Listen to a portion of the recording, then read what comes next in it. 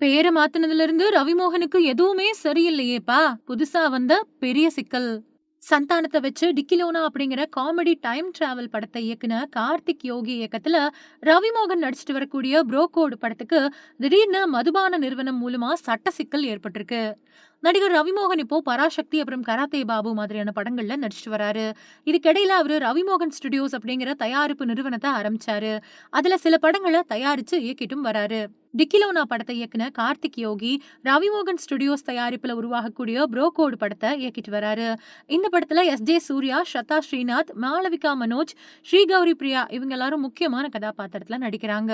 இந்த நிலையில bro code அப்படிங்கிற பேர்ல மதுபானம் தயாரிச்சுட்டு வரக்கூடிய இன்டோ ஸ்பிரிட் பெவரேஜஸ் நிறுவனம் தங்களோட தயாரிப்பு பேர்ல பதிப்புரிமை வச்சிருக்கிறதால திரைப்படத்துக்கு அந்த பேரை பயன்படுத்த கூடாது அப்படின்னு ரவிமோகன் ஸ்டுடியோஸ்க்கு நோட்டீஸ் அனுப்பியிருக்காங்க.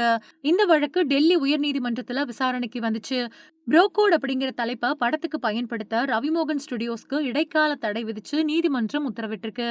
பிரபலமான ஒரு வணிக பேரை திரைப்படத்துக்கு பயன்படுத்துறது வர்த்தக முத்திரை விதிமீறல் அப்படின்னு இண்டோ ஸ்பிரிட் பிரிவரேஜ் நிறுவனம் வாதிட்டுச்சு. நுகர்வோர் மத்தியில குழப்பம் ஏற்பட வாய்ப்பு இருக்கிறதால திரைப்படத்துக்கு விளம்பரம் அப்புறம் வெளியீட்டிற்கு ப்ரோகோட் தலைப்பை பயன்படுத்த நீதிமன்றம் தடை விதிச்சிருக்கு.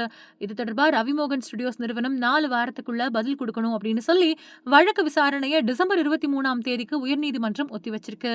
ஏற்கனவே விக்னேஷ் சிவன் இயக்கத்துல பிரதீப் ரங்கநாதன், எஸ்.ஜே. சூர்யா நடிப்புல உருவாயிருக்கக்கூடிய லைஃப் இன்சூரன்ஸ் கம்பெனி படத்துக்கும் எல்ஐசி டைட்டில் வைக்கக்கூடாது அப்படின்னு வழக்கு தொடரப்பட்ட நிலையில எல்ஐகே அப்படின்னு டைட்டில் மாற்றப்பட்டுச்சு.